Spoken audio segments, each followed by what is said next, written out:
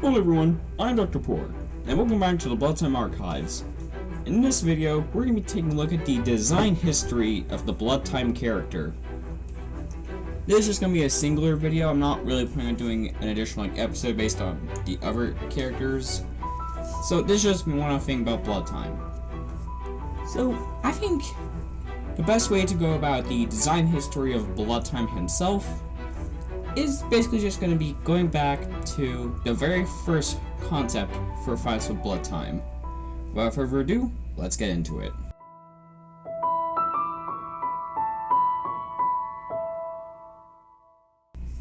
Now, not much is actually saved from the original concept from all that time ago. After all, it was cancelled very quick into its cancellation. So really, you'd think that there wasn't much actually made for it other than this particular image of Bloodtime, which was used in the thumbnail of the game, right? Well, that's where you'd be wrong. From what the Fantastic Arrow has told me, now I'm pretty sure I mentioned this in Forgotten Corners, essentially, Bloodtime was just meant to be a rogue Funtime Freddy. Which is, pretty interesting to visualize, and it really goes to show how different my initial revival of Hauntings of Bloodtime ended up being compared to the original. After all, Bloodtime in my game was actually based off of, the Bloodtime on the cover art, and not this rogue Funtime Freddy idea. Because at the time, I was not friends with the Fantastic Arrow. I had never spoken to him. Yeah. I don't know why I decided to revive it, honestly, but I did. Nonetheless, the idea of a Funtime Bloodtime was not entirely lost, I guess. The idea does actually live on in the form of the prototype. However, I didn't really come up with the prototype for a while. I only came up with it, while I was working on Hauntings of Bloodtime Rebooted, nowadays The Legacy of Bloodtime. So, yeah. That's pretty interesting. Though, if you want an actual, design of what this, Funtime for a Bloodtime thing would have looked like, here's something I made in, 2 minutes in Microsoft Paint. It's just a very hasty recolor of my Bloodtime Freddy image. Okay, anyways, let's actually talk about the original trilogy, or as it's now called today, the Five Nights of Bloodtime Chronicles. Let's talk about that.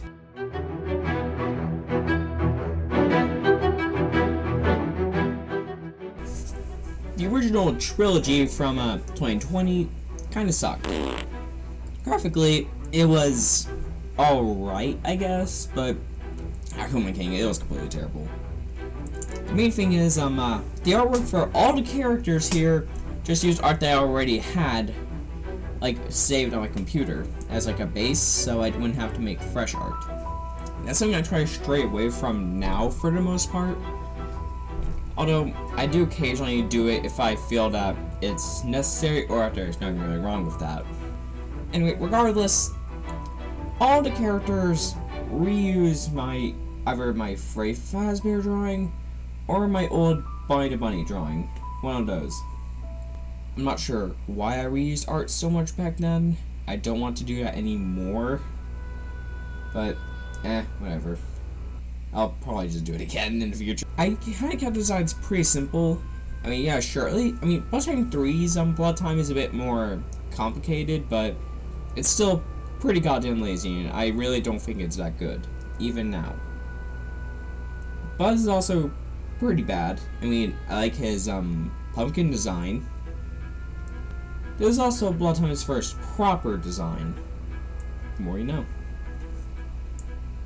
Although, throughout these games, I actually didn't know a few details about the Fantastic Arrow's characters.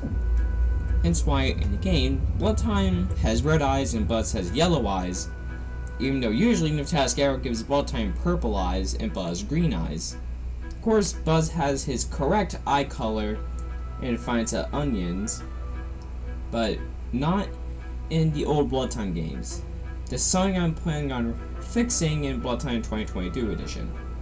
Actually, I don't think they even have eyes in that version for the most part. You know what, they're probably all gonna have red eyes just to keep things simple. Again, nothing is set in stone at the moment. Anyway, there's not really much to say about this version of the games.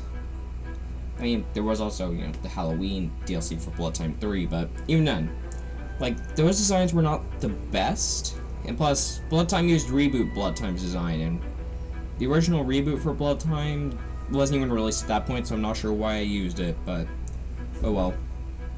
Anyway, there's not really much to say about this either, so we're going to now move on to the new Chronicles, or no, the version of the old Bloodtime games that is currently out right now. So, let's take a look at that, shall we?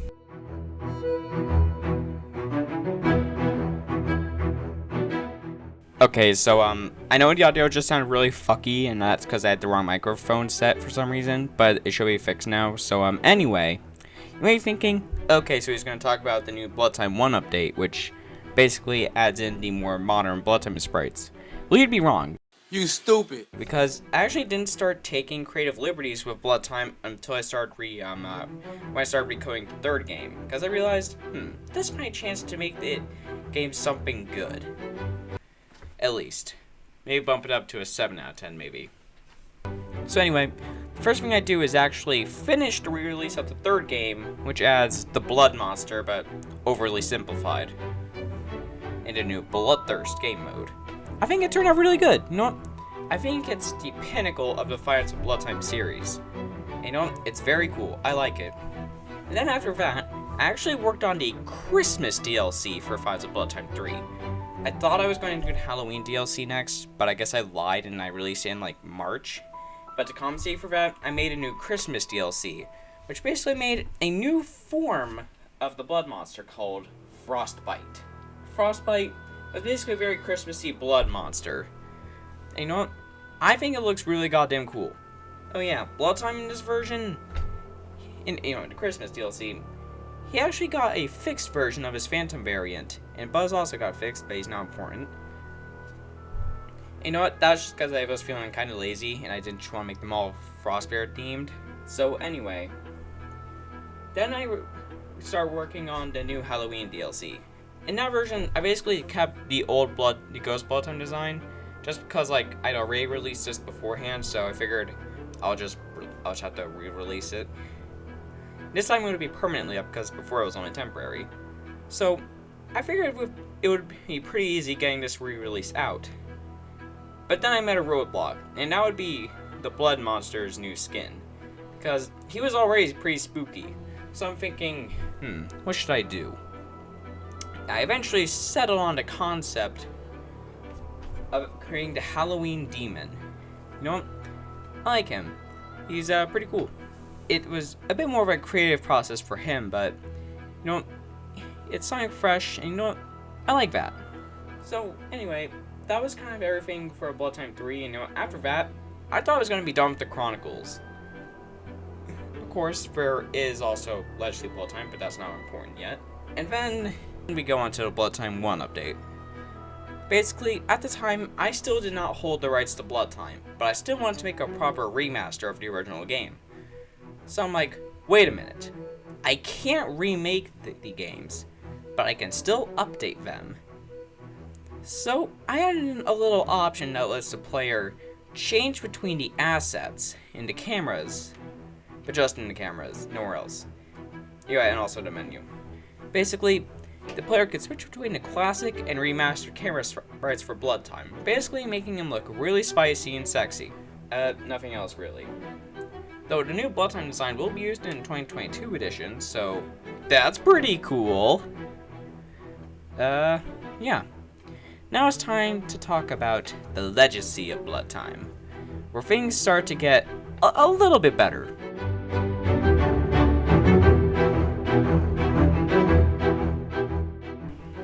Okay, so, you know how earlier I said that Ghost Bloodtime was based off of Reboot Bloodtime? Well, now we can talk about that, so that's pretty cool. Okay, anyway, so when I first announced Final Bloodtime 2.0, later Final Bloodtime Rebooted, and now the Legacy of Bloodtime, I was like, I should use my new Freddy Fazbear design for this. And I did. Of course, it wasn't a complete recolor. I added some extra detail. So that's pretty cool. Again, I'm gonna stop using that joke now. Probably not. Anyway, so originally the game was just gonna be Blood Time. Of course, it did stay like that, and eventually Holy Time X was added. But it still made the game kind of lackluster. So that's why when I re-released the game, Buzz and the Prototype were added. The Prototype is basically Fun Time Blood Time, which is a very stupid term to say, so I'm just gonna keep calling the Prototype, well, the Prototype. So, the Prototype is basically, like what I said, it's a Fun Time version of Blood Time. He's the prototype of Blood Time, and there's not much to really say. Although he is very dirty, as you can probably tell. Of course, there is a new updated version of this character for the Anarchy Fredbear, but that's not important. So, after this was released, I decided to announce what would later be known as Legacy of Bloodtime Mind Games. It was a DLC for Legacy of Bloodtime 1.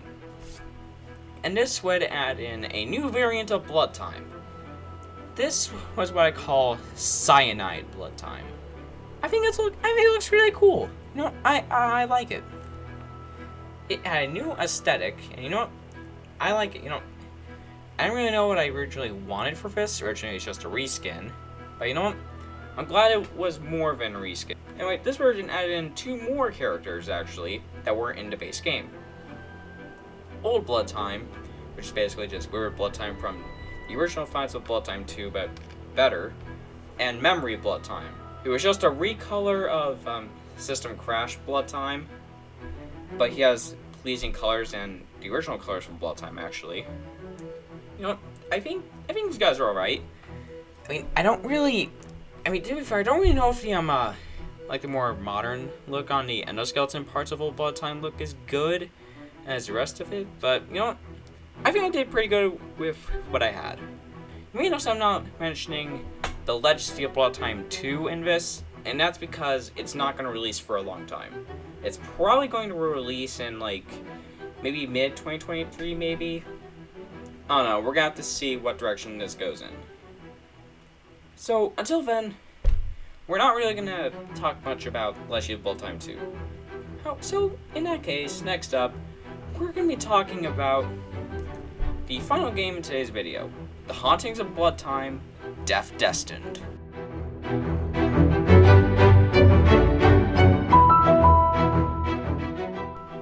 So the final game of today's video is actually going to be Death Destined.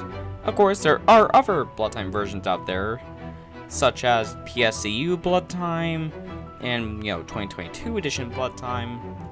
But the thing is, PSCU is kind of a whole different beast I should really cover in another video or two, or multiple. And 2022 edition's not even out yet. So really, this just seems like a fitting place to end. Originally, when I got the approval to make Death Destined, Bloodtime was the first character that I made. Originally, his design looked like this. And I thought I was going to go with it, but as I said in the art and inspiration video, I looked at him and I was like, he needs glasses. Now, I'm not sure why I thought he should have glasses, but I'm glad he does now, because I think he looks really good with them, honestly. I think they really suit the character. I might even bring them back in 2022 edition. Who knows? This version of Bloodtime is actually originally created with the pitch black eyes with the white pupils, with the glasses. So that basically meant that when I needed to make versions of him that had the purple eyes, I would have to edit the image, and then, he would have his correct eye color. Oh, and hey, so did Buzz, so that's cool, but no, this video's not about Buzz. And then his design slightly changes after Night 5. Now, my story writing, I don't know what happened with Death Destined, but the story just kind of sucked. Basically, the player shot Bloodtime at the end of Night 5, which basically deactivated him for Night 6. In Camera 1, where he normally starts, Bloodtime can be seen with a shattered eye, and also a shattered lens. Of course, this will change in the final ending of Night 6, when the building blows to fucking smithereens, and it shows a picture of Bloodtime broken down, kinda, for good. This is the final version of Bloodtime present in Death Destined. The prototype is also there. He was also one of the first characters designed. He was also teased. Of course, this version is a bit more inspired by Count the Ways, Funtime Freddy. And I think it turned out right. I like his design.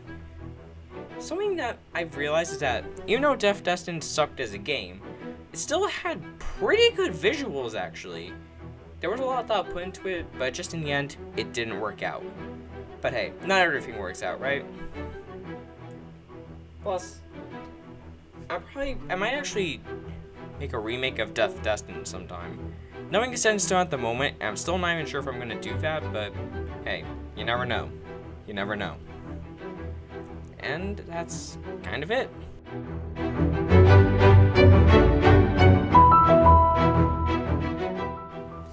Thank you guys for watching this edition of the Bloodtime Archives. This was very timely to be able to work on. Fun fact, the final project file has like over 100 images imported. How? I'm not even gonna question it, honestly. So anyways, thank you guys for watching, and I'll see you all next week on Art and Inspiration, Episode 2. I'll see you guys then.